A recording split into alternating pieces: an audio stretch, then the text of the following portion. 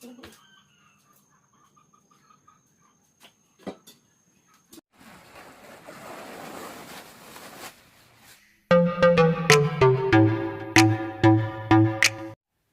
araw po sa inyo lahat at welcome back sa ating channel. Ngayon naman ay gagawa tayo po ng minimalist talaga ha, na dining table good for 4-seaters. So ang ating gagamitin na tabletop dito ay yung granite tiles na 60 by 120 cm. So ayan atin pong umpisahan na. At i-check din natin kung magkano ang ating nagastos dito para sa paggawa nito. At ito po yung ating gagamitin na pangpaa sa ating dining table. So ang kapal po nito ay 0.2.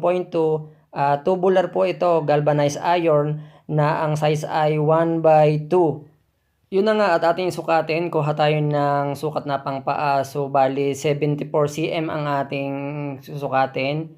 Tapos 60 cm, then 74 cm uli, and then 60 cm. So ayan, alam nyo kung bakit. Ayan, mamaya malalaman nyo kung bakit dire-diretso ang pagsukat natin.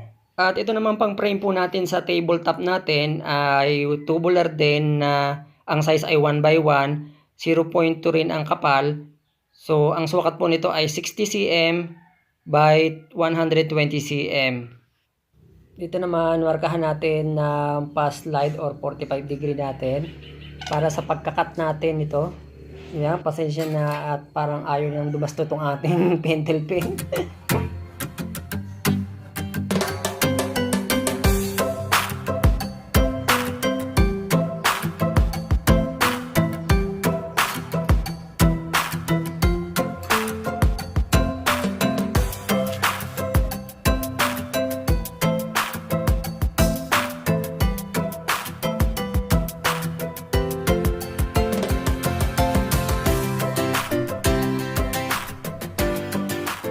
Siyempre, huwag natin kalimutan ang ating PPE.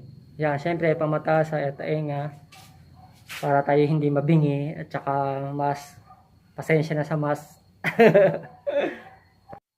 After nga masukatan, ikakat na natin gamit itong cutting disc na pang metal.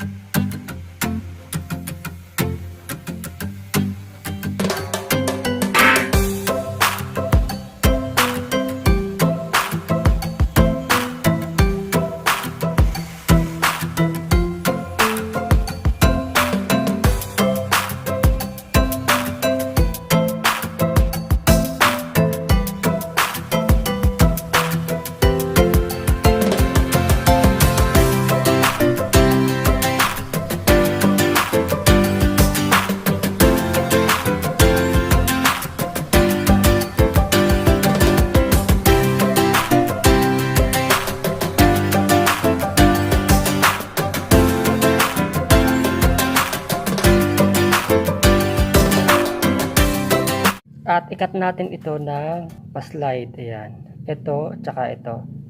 Ang ikakat natin. Ito hindi.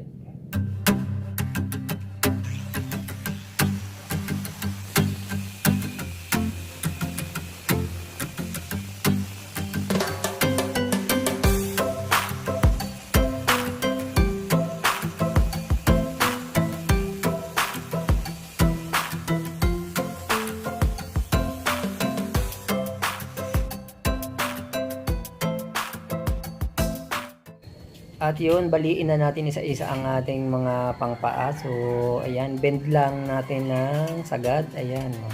Diba? Ganyan, oh, ganda, oh. Dapat. Ito yung dahilan kung bakit dire-diretso ang ating pagsukat at hindi natin ginawang putol-putol. So, kinat lang natin para i-bend lang ng i-bend. O, ayan, diba? Ito yung 74 cm at yung 60 cm ang sukat.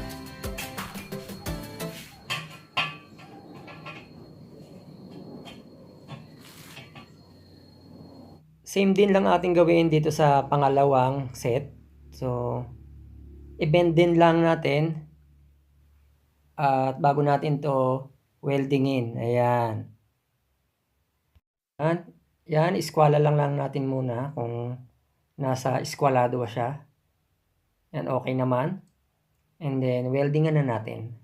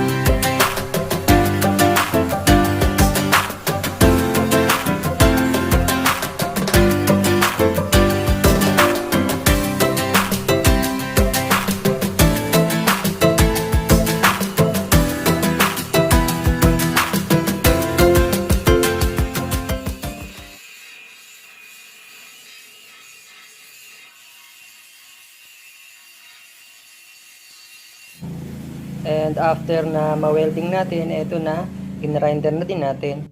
So, okay naman siya. Tapos na yung mga paa, and then ito naman ayusin natin yung pang frame sa ating tabletop.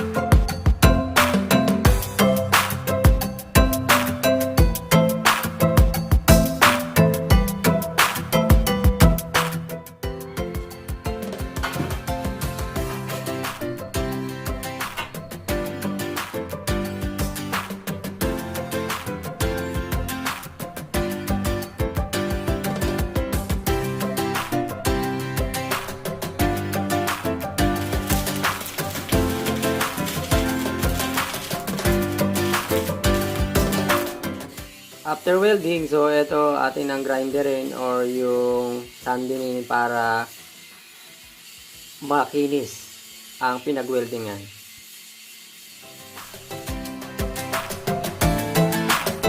So ayan, this is the second day na. So hindi ko natapos kahapon dahil ang dami kong mga pinaggagawa pa, mga kung ano-ano. So lagyan ko muna ng tape at pipinturahan na natin. Nilalagyan ko ng tape para hindi siya mapasama yung lalagyan natin, yung pagpapatungan natin ng ating tabletop.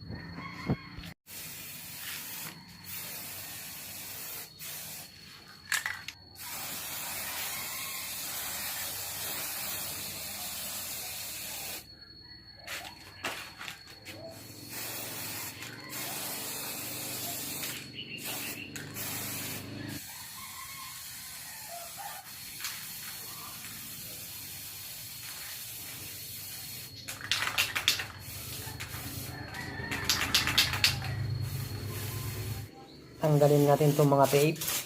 Ayan, sa ibabaw.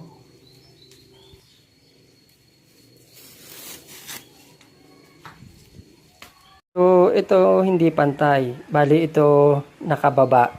Dito natin ipapatong yung tabletop. And then, ito naman yung pang-hold sa side ng tabletop. At itong Bostech no more nails ang gagamitin natin sa ating tabletop.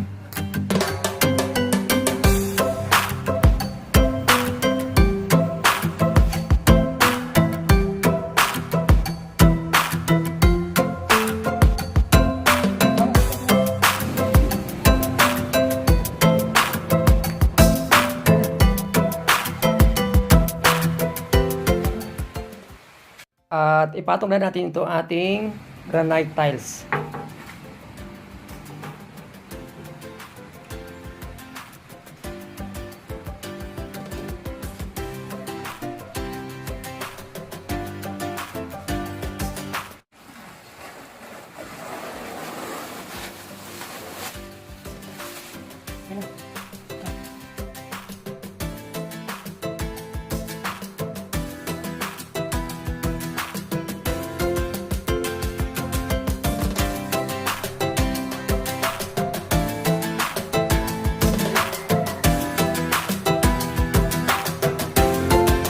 At ang total na nagastos natin dito ay umabot na 1,670 pesos.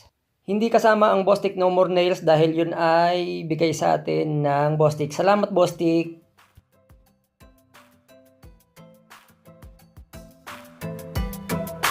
So yun po, that's all for now po and thank you po for watching. Maraming salamat sa ating mga kabangkat.